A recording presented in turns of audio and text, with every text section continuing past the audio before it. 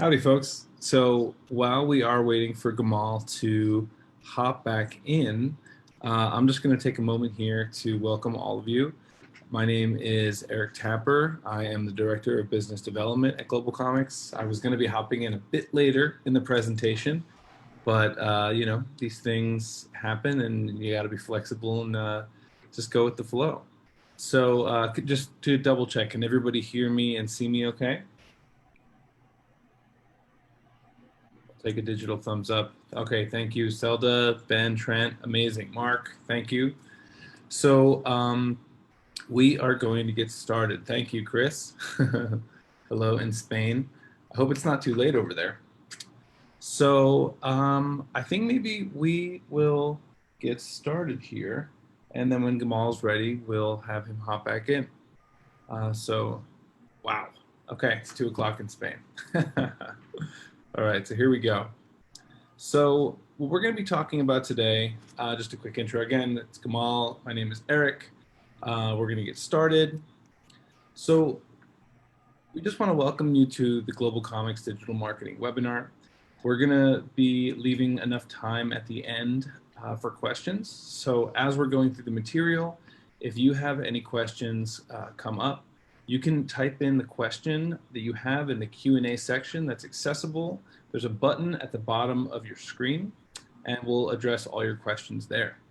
So if you have any questions after the webinar, or if you want to get your comics onto the GlobalComix platform, please feel free to email either Gamal or myself with the emails on the screen, and we will take care of you. So Gamal and I are going to be sharing the spotlight tonight. But in the meantime, we're going to, continue moving forward and just see how everything goes. And for everybody that's joining us on Facebook Live, if you have a question and you commented on the post, we will address that during the section at the end as well. So basically, the purpose of this discussion is to help everybody get more readers for their books without spending a lot of money. In order to achieve this lofty goal, we're going to be sharing some specific tactics for communicating and building a relationship with your audience. So first, I'm going to explain the general pattern of communication when it comes to digital marketing. Then we'll look at the best practices for digital marketing to help you save time and avoid trouble. And then finally, we're going to share some case studies that we've developed at GlobalComix to validate some of the techniques we're talking about. And then after that, we're going to run through a quick demo to show you a bit about what it looks like using the tools at GlobalComix. And then finally, we're going to extend that invitation for you to use these methods on your own work in the coming weeks. All right? So before we actually start discussing the specific tactics of digital marketing, we're going to do a quick recap on the foundations of digital marketing and the central concept of the ideal reader. So this is what we talked about in the first webinar. We're going to do a quick overview of that. You can't really take advantage of digital marketing until you understand the type of person you want to reach. The knowledge comes from deconstructing your story, defining your ideal reader, evaluating your competition, and finding the keywords that will connect you with people who will relate to your story. So, as Mr. Scott is telling us right here, first things first, you need to define the elements of your story. You need to find out a little bit about who these characters are, what they're doing, what are their motivations, and all of the background that makes it a complete picture. Then you're going to want to have to define the ideal reader, and there are different categories of that. So you're going to define them through their demographics, their psychographics, so sort of how they think about the world, their generation, whether they're a baby boomer, Gen X, millennial, Gen Z, etc. And then finally, the genre, right? So the overlap of all those things is going to give you your ideal reader. Then you're going to actually look at the competition and figure out who is like me, who's going to maybe take up a similar market, and how can we compete? How can we, take up a space that maybe they don't? Let's see. Finally, we're going to find the keywords. We're going to establish the hook. So There is a famous picture on the comic of Captain America actually punching Hitler. This is a picture of Superman. I figure why not? You know, as long as we're punching Hitler, I think everything's all right. And we're trying to figure out what's going to actually make your ideal reader get into your story. Is it a visual? Is it a tagline, etc.? And then finally, in our last webinar, we actually did a deep dive of all these concepts. And we're not going to go so deep today. But if you missed that last discussion, we'll provide you a link to the YouTube video of that first webinar in the chat a little bit later on. So, what is the initial pattern of digital marketing? Once you're armed with the keywords and profile of your ideal reader, you're ready to go out into the wild and find them. The magic of digital marketing is that the targeted communities already exist in social media, containing the type of person interested in the contents of your story. So finding the right people becomes easier because your keywords are going to show them where to look. But you can't just start joining a group, adding hashtags, telling people to buy your book. It's the online equivalent of showing up at a dinner party as a stranger and handing out business cards to everyone within arm's reach. You're not going to make a good impression, and we wouldn't really suggest it. So a better option is to become a member of the community instead, and instead of shamelessly advertising. People buy from people they like. So becoming a welcome addition to the discussion is a key to social media marketing. We recommend a 6-part approach to your initial encounters. They can be separated by days or weeks depending on your timeline, but either way, let's walk through each one in order. So first, you're going to use keywords to find the existing groups of readers. Basically, you're going to by doing the analysis that we spoke about earlier, you're going to figure out what are some of the defining words that are going to help you discover the groups that are going to be the people that might enjoy reading your work. Then you're going to want to join those groups. You're going to hop in, you're going to join a subreddit, you're going to hop into a Facebook group. Maybe you're going to start monitoring hashtags on Twitter that are going to contain conversations that apply to your work, and you're going to, just enter the party. Then you're going to take a look and you're going to observe the norms and the choices, because every group is going to be a little bit different, right? It's kind of like each group has its own subculture. Each platform as well has its own subculture and subcultures within those subcultures.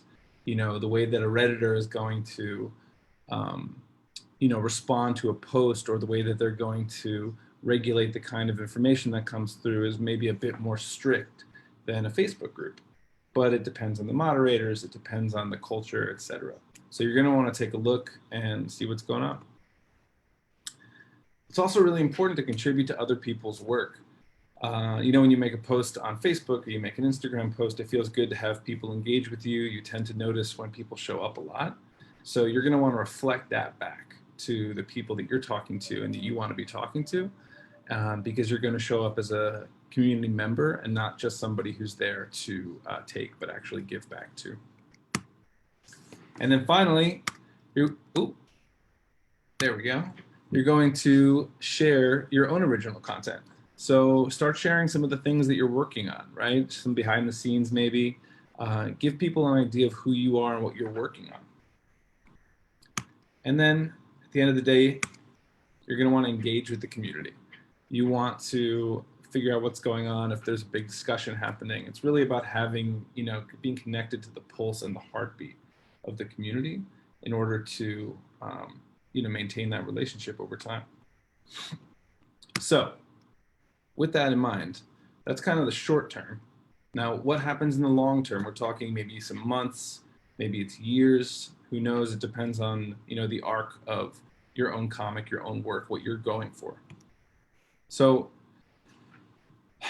marketing for comics in the long term is a long-term process that begins before your comic is created and lasts long after it's published. You can't just flip the script once your potential readers accept you and then hit them with relentless messages requesting them to buy your book. Remember, this is social media, not selling media. You need to maintain that good impression you created with ongoing engagement. The exact breakdown of posts and comments and likes and all that stuff is going to be different for every publisher, for every creator, even on different platforms, like I said, and that relationship you build with your audience over time. But various social media experts recommend some sort of formula as a good place to start for your with your efforts, and this is something that we try to stick to. It's going to be maybe a good starting place for you. You don't need to stick to it, with orthodoxy, but you can just play with it and see what's going on. The main takeaway here is the relationship, right? That 60% curated content is going to be stuff that you're pulling from around, that you see that's interesting, that you think that people in your group are going to like. So, do you ever notice that one of your friends always shares really great articles on really specific topics and they kind of become known for that? Maybe if you really like Instagram, there's somebody that's always sharing a certain kind of story in their post. That's kind of what we're thinking. It's not always so much about necessarily selling, right? It's about showing up. And now with original content, that's something that's going to show up a bit more than your promotional content. It's going to maybe be some personal behind the scenes kind of work. Maybe it's a little bit of what's happening, in your day to day, but it's going to be a little bit more of a look at who you are and what you're trying to do. And then, 1 out of every 10 posts or so, you're going to want to, ask for the sell. You're going to want to say, hey, this is my Kickstarter. I am, we just launched. We're looking to, raise a certain goal. It would mean a lot, etc. And that's kind of a good place to start for those things. So no matter what your comic is about or what type of posts you're using on any particular day, there are some best practices you should apply to every digital marketing session. Digital marketing can be a powerful tool for your marketing, but there are also a lot of challenges that you need to consider to make sure things don't get out of hand. So we're just going to quickly look at these wonderful best practices accompanied by these fireworks here. So first things first, it's going to be helpful to, at least at first, use the social media that you're comfortable with.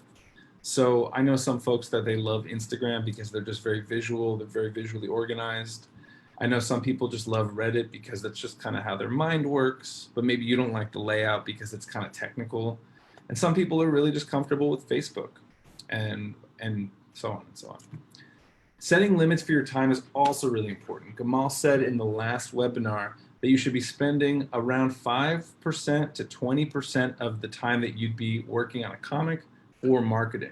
And what we're doing is we're creating a box around this whole thing, because being on your phone, being in all these things, it's very easy to just spend a lot of time not doing much and or making yourself crazy. And at the end of the day, you only have so much time. You only have so many resources. So set limits, stay healthy, stay above water, and it's going to make things a lot better. Plus, it's a marathon, and you don't want to burn out really quickly. Keeping a separate social media presence for your comic, your work, is going to be really helpful, because it's going to help pull away, your individual personality from the work. And while those two things are going to feed into each other, it's going to be helpful to have your work have a life of its own and become maybe something bigger. Posting on a regular basis, additionally, very important. It's all about consistency. It's the same thing with your day-to-day relationships, your in-person relationships, anything like that. I mean, the flavor is different, but at the end of the day, it's always those friends that you're texting a little bit all the time that you have the closeness with. You're going to want to apply something similar, like that format, to your digital presence. Again, keeping your time and protecting it, but understanding what it takes to show up regularly. I can tell you at GlobalComix, the way that we marry those two things is Gamal and I will sit down at the beginning of the month, and we'll actually come up with what are we going to post every day, and we'll spend maybe 30 minutes sprinting through, figuring out what the days are going to look like, planning days off, of course. And that way we don't need to be interrupting ourselves all the time, and it makes the work a bit more streamlined. Being consistent across all platforms. There's a lot of research that shows that having, the same profile picture and the same overall vibe on all of your different accounts is a huge component of building trust with the people that are going to be checking out your stuff. So you're going to want that. It's going to help them stay connected. It's going to make them feel like they can trust you. So when it comes time for you to say, hey, I'm selling this comic. Do you want to buy one? They're going to say, yeah. Building connections, again, it's kind of just getting repetitive. You want to make sure this is authentic. You don't never want to talk about something that you don't feel really good about, and you should definitely trust your gut. You're all really creative people. I'm a musician. I'm a creative person. I can't talk about something unless I think it's honest and true. And then finally, be courteous, be responsive, unless it's a troll and somebody's just trying to get your goat. Don't worry about them. It's just not worth the time. And that sort of feeds into considering each post as well, right? At the end, everything on the internet is preserved. You're not going to want to get caught up and get into an argument where all of a sudden 5 years down the road, you're about to, as Kamal says, get your Netflix deal, and then, there's some random tweet or post that was said in a moment of anger that you're not going to want to have float back to the surface. So there's just a few more here. Be open to feedback. Right? This is a lot, the whole nature of this process is about testing and figuring out little bit by little bit, not making grand plans, just doing little tests all the time until you figure out and start to get that, feeling. And when people are, telling you things that are good or bad, it's just helpful to listen, right? Because otherwise we're not necessarily going to learn and grow. Be political. Take a stance, right? All the best art is going to have some sort of perspective on the world. So don't be afraid of offending folks. That being said, you don't want to be a jerk, but you definitely want to, be strong in what you believe and what you're standing for. Consider the backlash. It's a similar idea to, being courteous. These are all sort of the same flavor. Strive to be witty. Bring your best self out. Bring your highest self out. Really, when you're talking and having conversations, you want to make sure that you are, in that right frame of mind.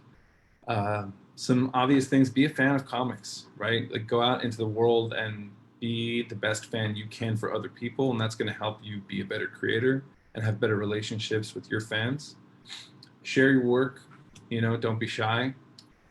Ask your team to get involved, and if you don't have a team, make some phone calls. You don't need full-time workers all the time. Maybe you just need some people that you need as advisors, right?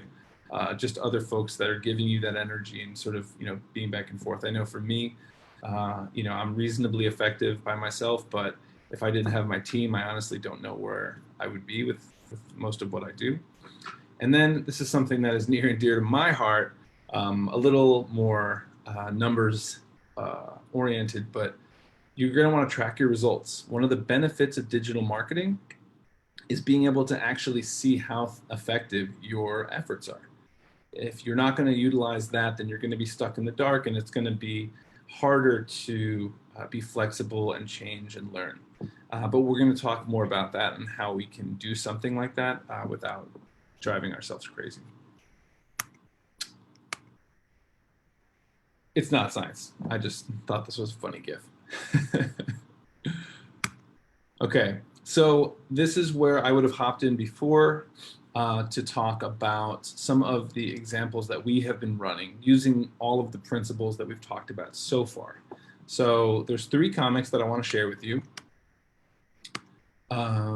3 wonderful comics. I think Michael may even be with us in the webinar this evening. So I'm going to show you a bit about Organic But Not Mental by Pierre Dola. It's from the Netherlands. Amazing artist. Not a lot of letter or words in his comics, but it's just beautiful visual storytelling. The Man Who Wasn't There, it's this beautiful comic by Michael based on this poem. And then Tabitha from TeePub, which is a name that you may, hey Michael, that you may recognize.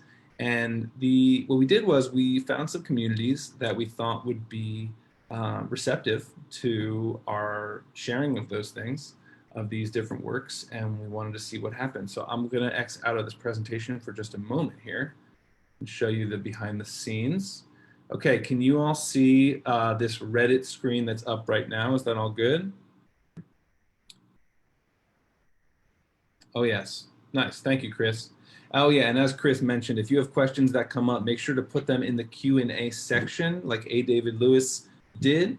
That way we can sort of, keep track of everything that we're answering. It's much easier that way. So I made a post here organic but not mental. You know, you can see it only got one upvote over here. If you've never seen Reddit before, it kind of, the format drives people crazy. I'm sorry. It's one of my preferred posting mediums at the moment, but only got one upvote, nothing too wild here.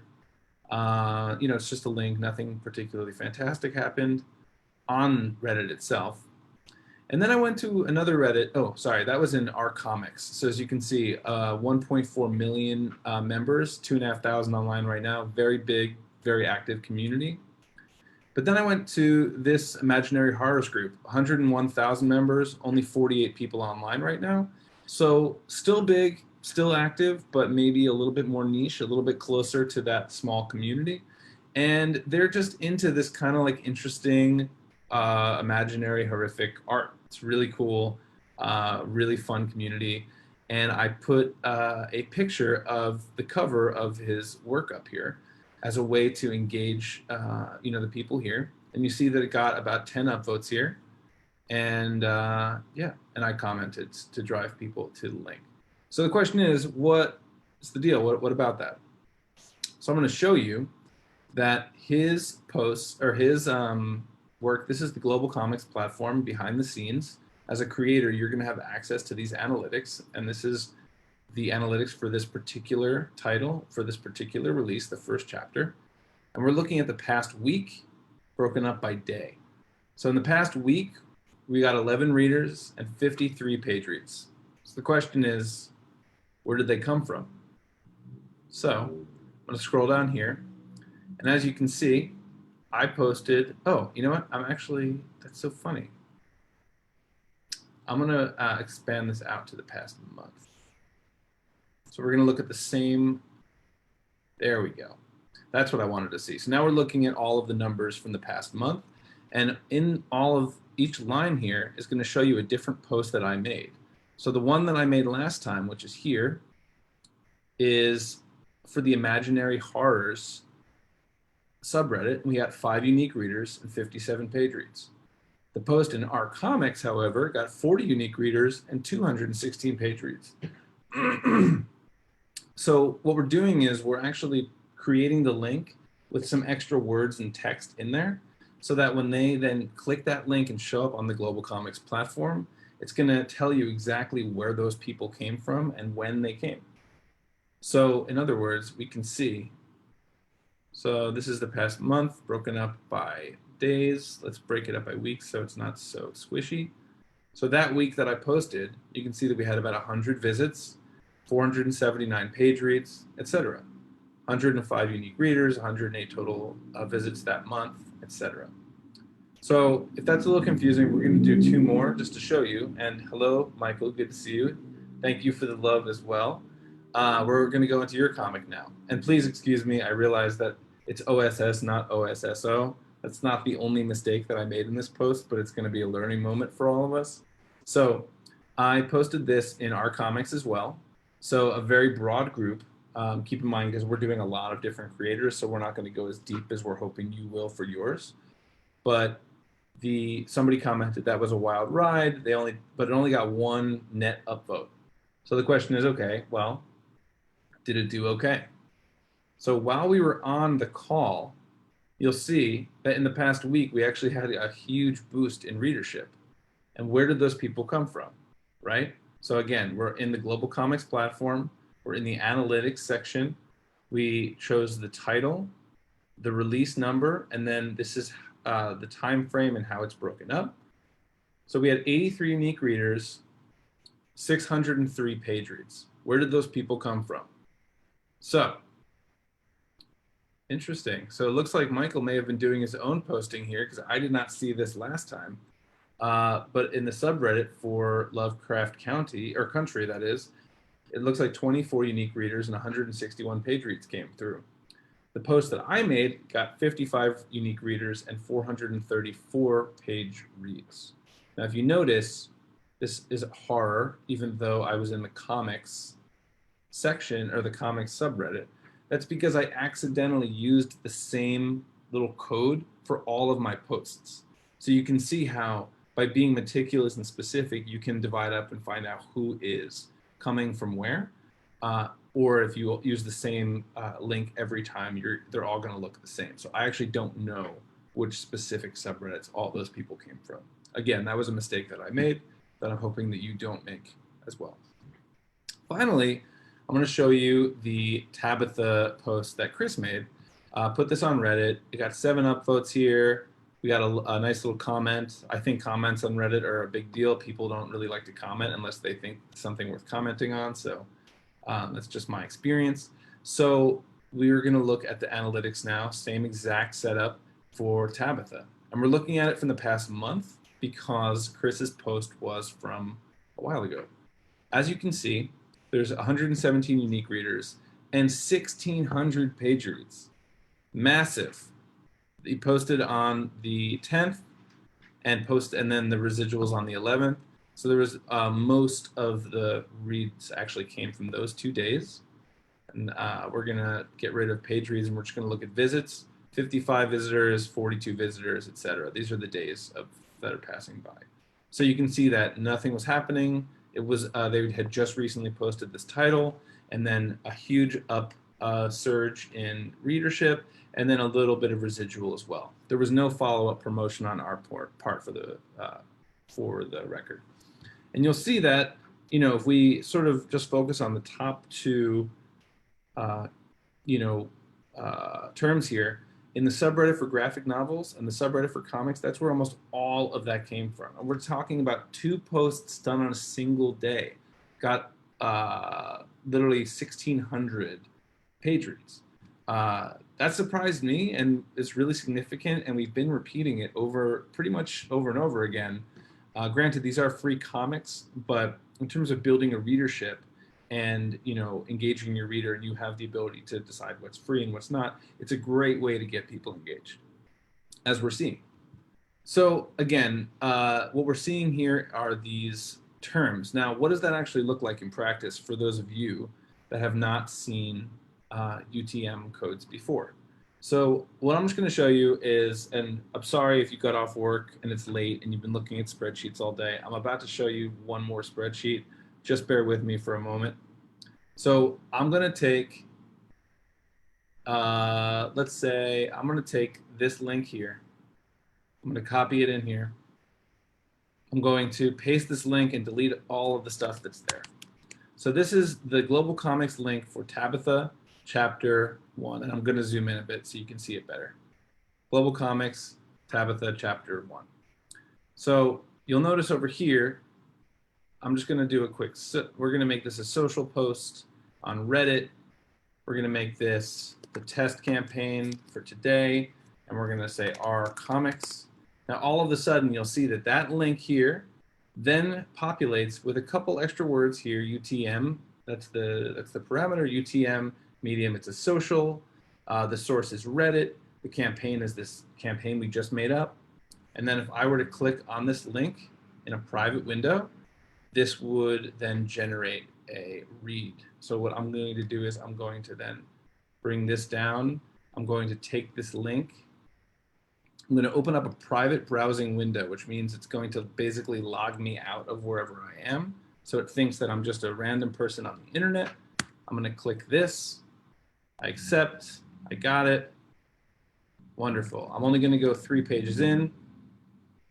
Right? I'm reading through the comic, etc. I'm reading through the comic. We went 5 pages in. I'm going to go back to my reader analytics for Tabitha. I'm going to refresh the page.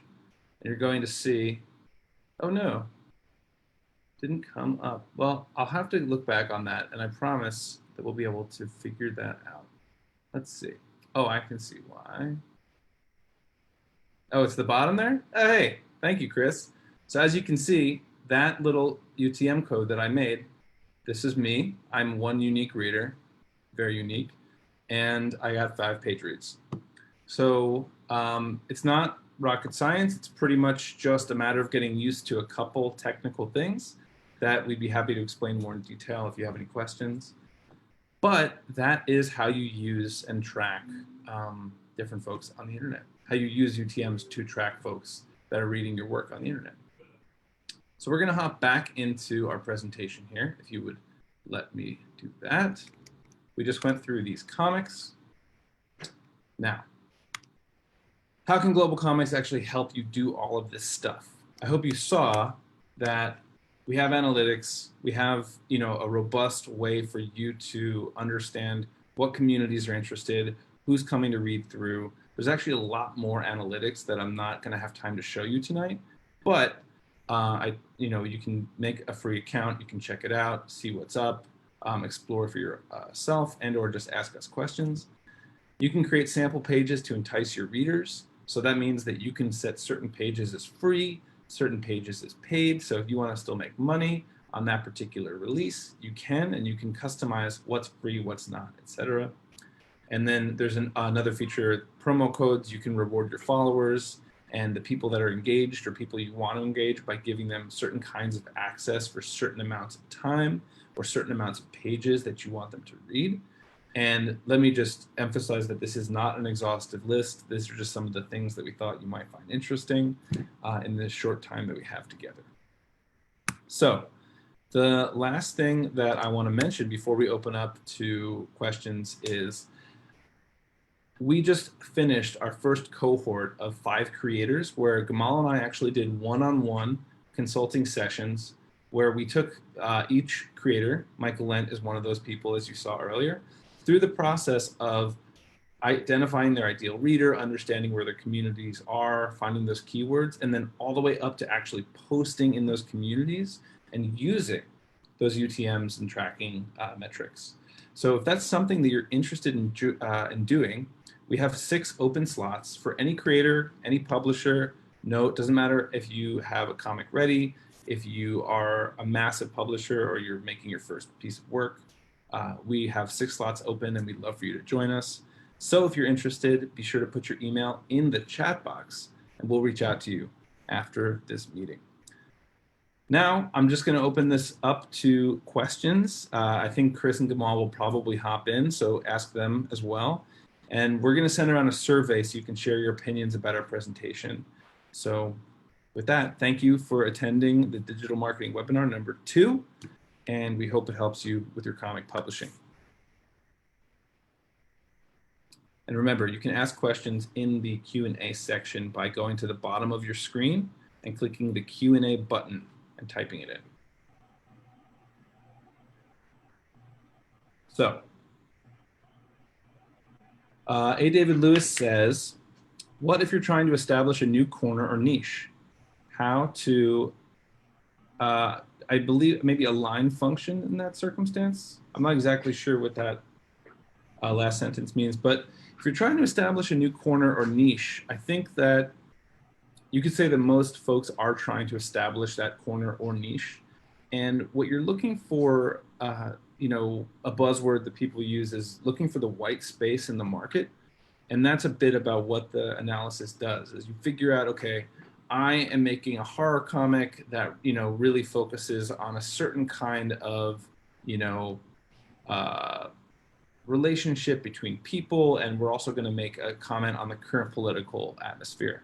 So you want to figure out, okay, are there other people that are already doing components of that? Nobody's going to be making work exactly like you, but what you're going to want to do is figure out, okay, well, this person's making a comic like this person made a comic like this person made a comic like this, but none of them captured a certain way. So I'm going to really leverage my marketing, right? My messaging, not the comic itself. You're not changing anything about that. You're leveraging the messaging and trying to reach maybe some of those same people, but show off how you're different, right? You're competing in, a crowded market. So how do you stand out? And you stand out by, having nice feathers, right? You stand out by having a certain kind of message, something that just looks a little bit different. What that looks like for you is an interesting question, and maybe we can talk about that in the consulting program. Eric, can you hear me? Perfectly. Oh, good. Well, I'm back now. Clearly, Disney and Warner Brothers sabotaged my system, so I couldn't do the presentation. But I'd just like to comment on what A. David Lewis is asking.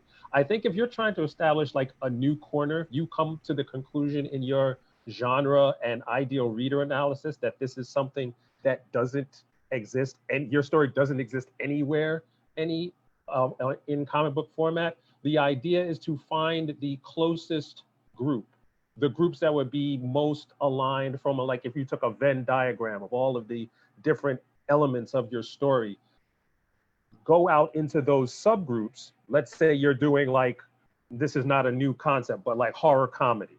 If you're like, if you came to the conclusion that your horror comedy is different from everybody else's, you try to find some people that were into horror and some people that were into comedy, and then build your target market there using the existing concepts. I mean, based on the way story structure is made, some people have said there's only like 20 basic plots in all of like fiction, but yours is going to be unique. And the key is to just find those elements that exist in other places to kind of build your competition analysis and build your target reader analysis. So I hope that helps.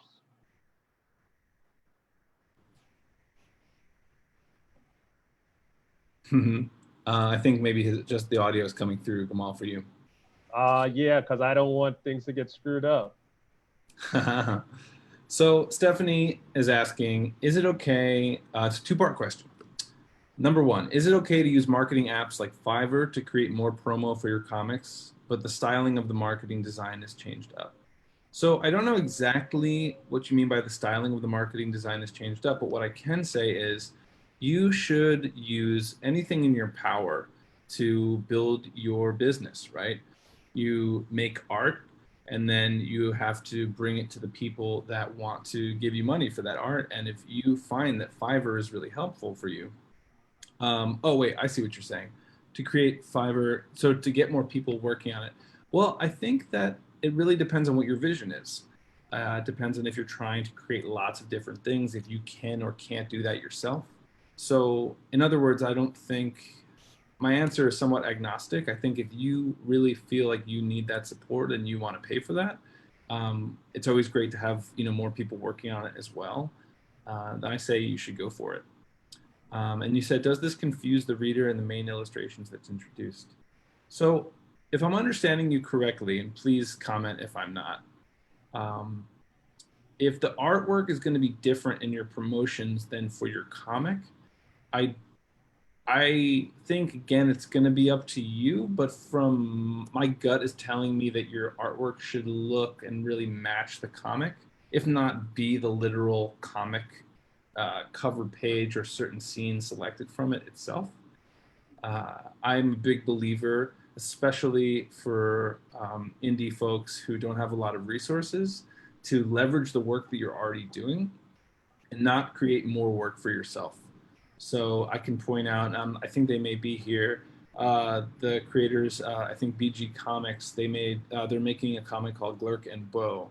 And it is a sort of they just put together a 5-page preview comic that they have on GlobalComix, that it has the title page from the comic, it has the credits page, it has 2 or 3 pages of the actual comic itself as a teaser, and then the final page is a landing page that just says coming in November. That's when their work is going to be out in its complete form. And to me, my sense was that they didn't necessarily create new work. They kind of just took what they had and then made a smaller version of it that they could then give to their readers.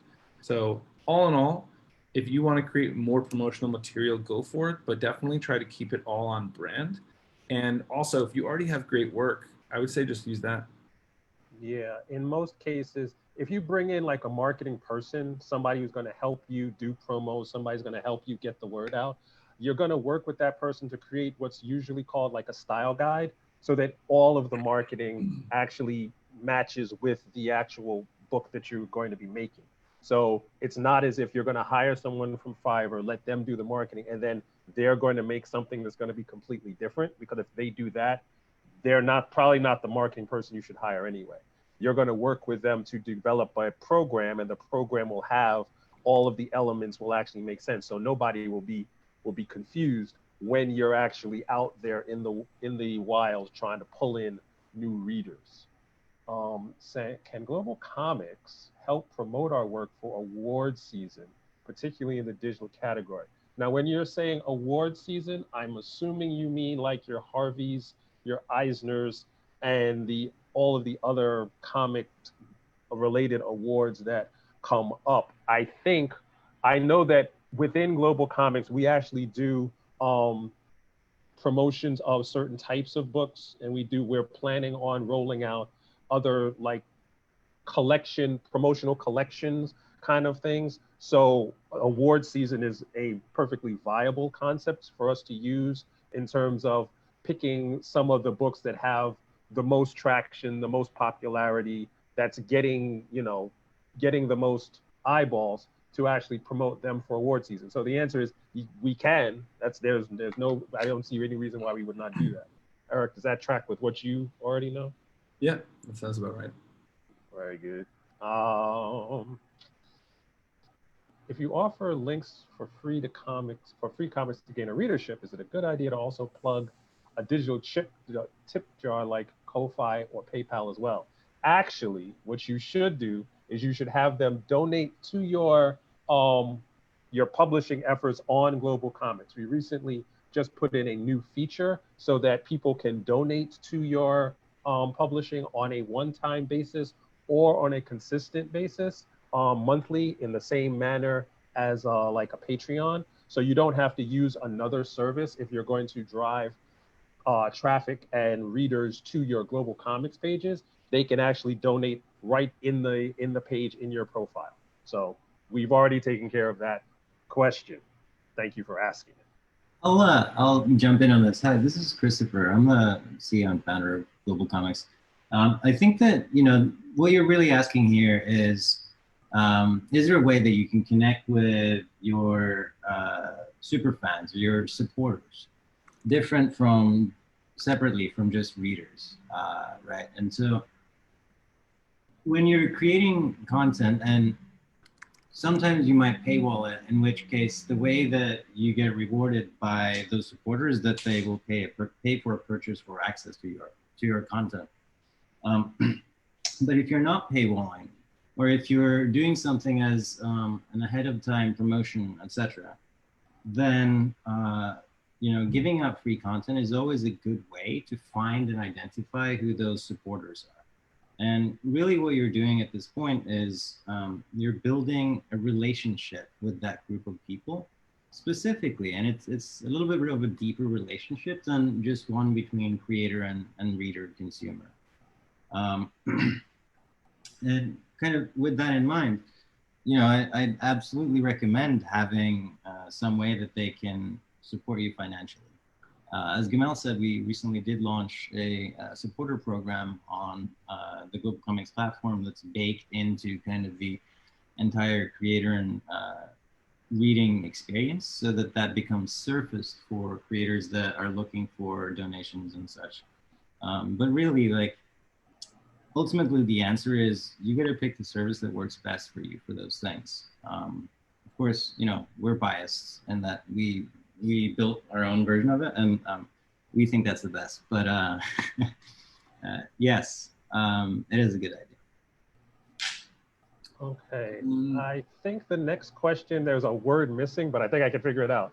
What makes paperback different, I believe, is the word that's missing from digital. Do you think COVID will help digital comics in the future?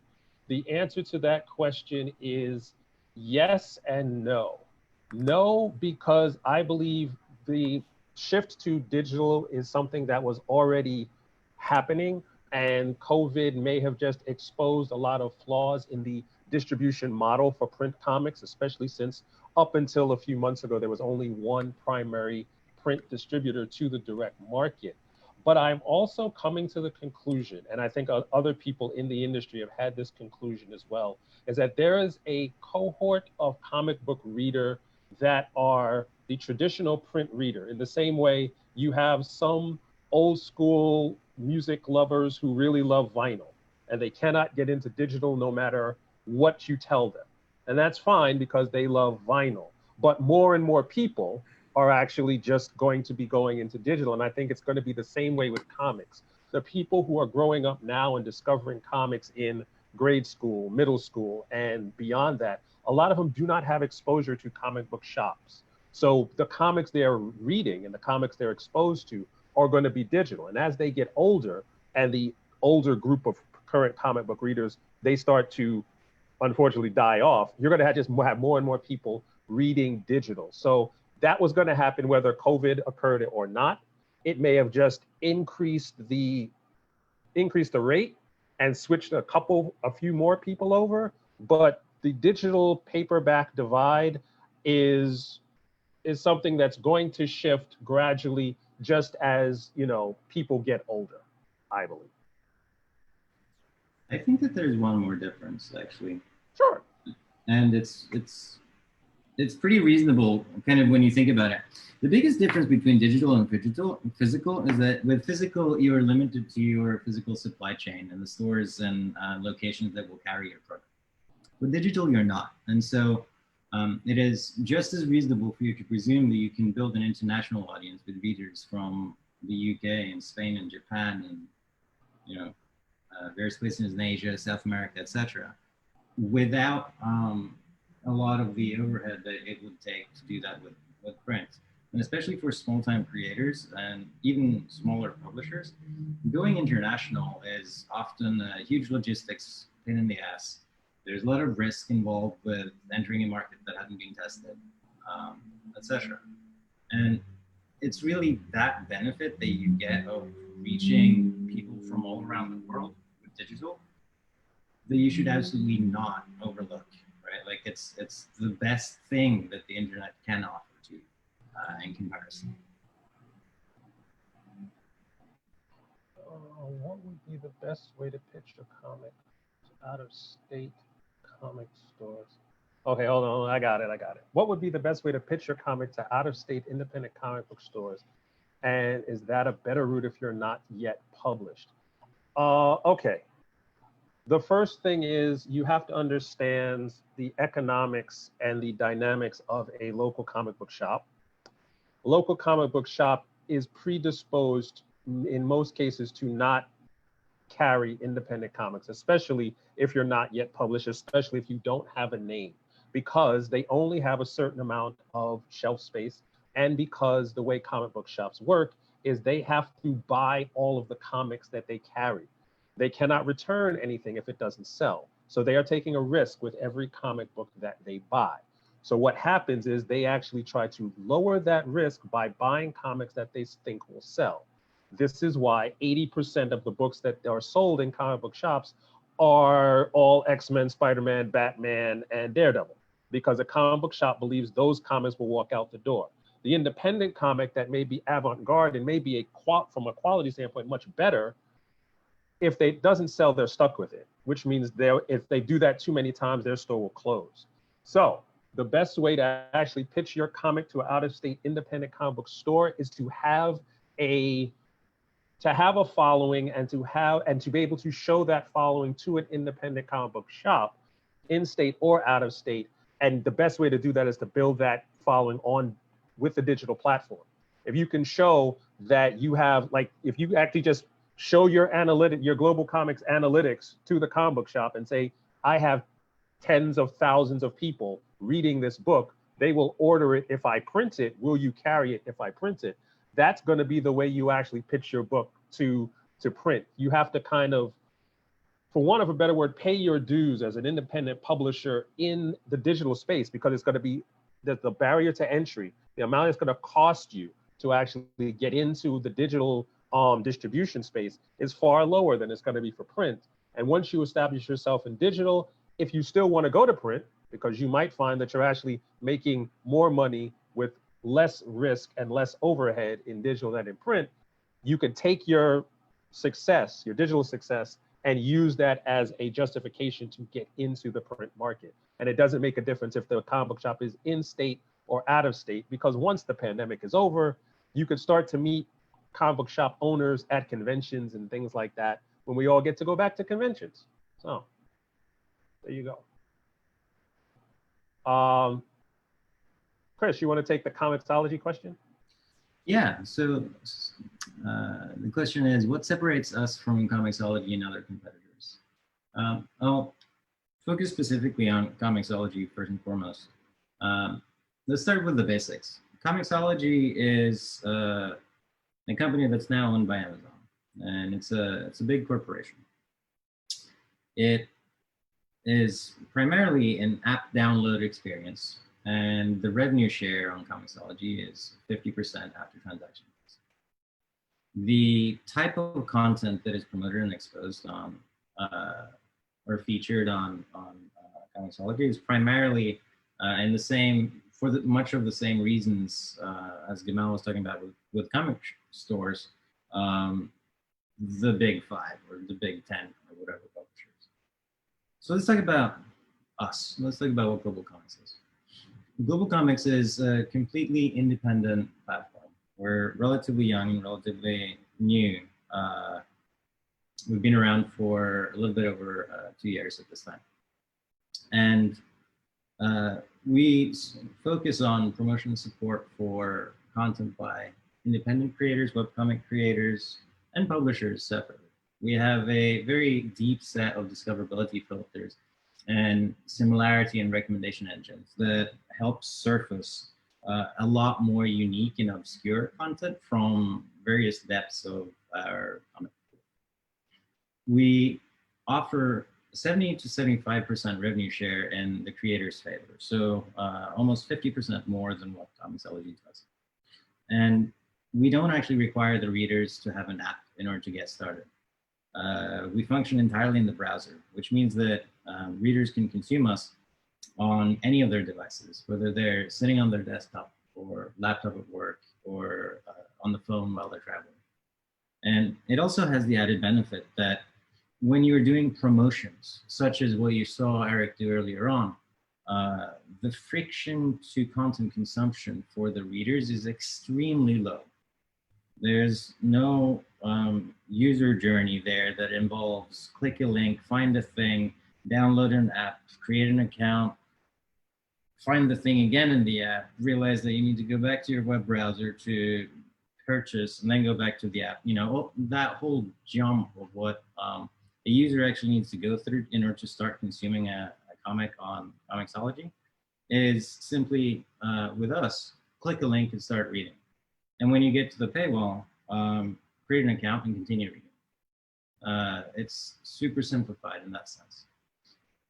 Perhaps the other biggest difference that separates us is, unlike any other platform at all that I know of, the amount of data and analytics and understanding that you can get of how your readers are consuming your content, even going from page 1 through page 100, how many people complete that journey, how much time do they spend on each page, that kind of thing, as well as the acquisition tracking that Eric was demoing earlier. I don't think anyone else actually offers anything like that.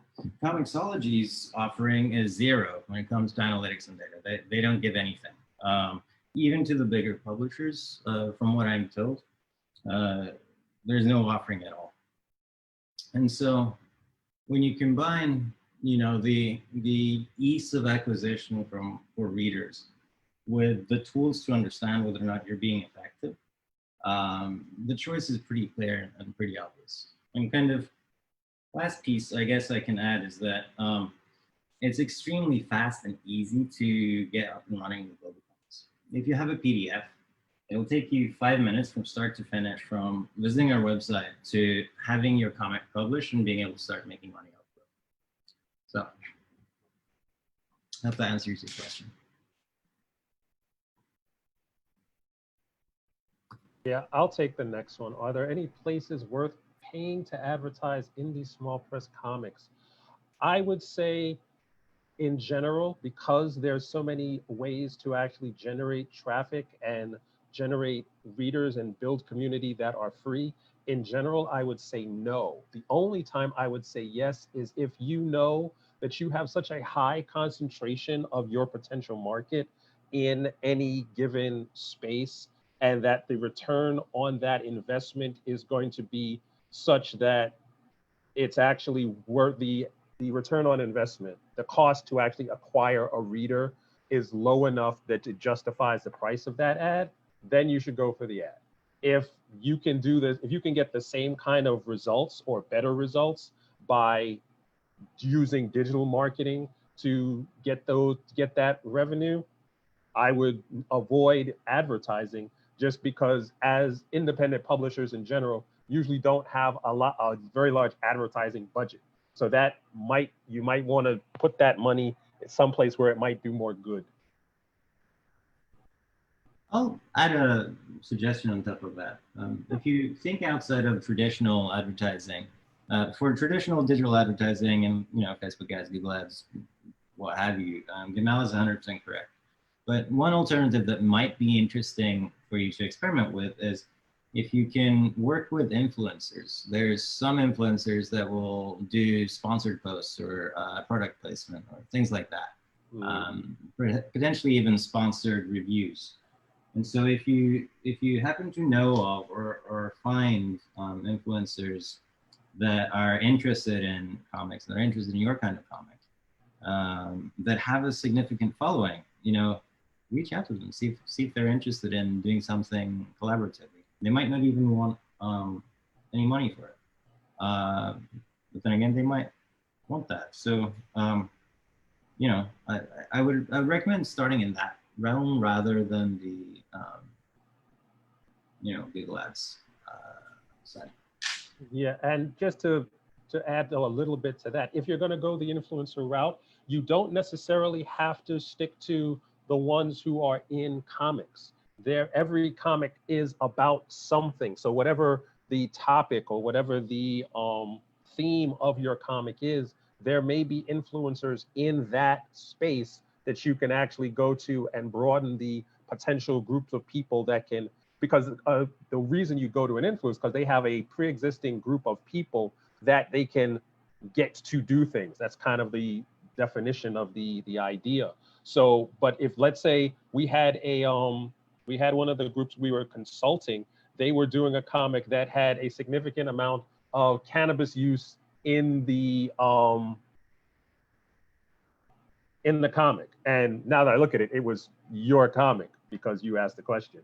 So if you actually go to influencers in that space, they may be interested in working with you, not because you have a comic, but because what's in your comic is actually what their group is actually about. So you might be able to find some traction there and find new readers, because you don't necessarily want to only swim in the pool of comic book readers because there's so many other potential readers out there.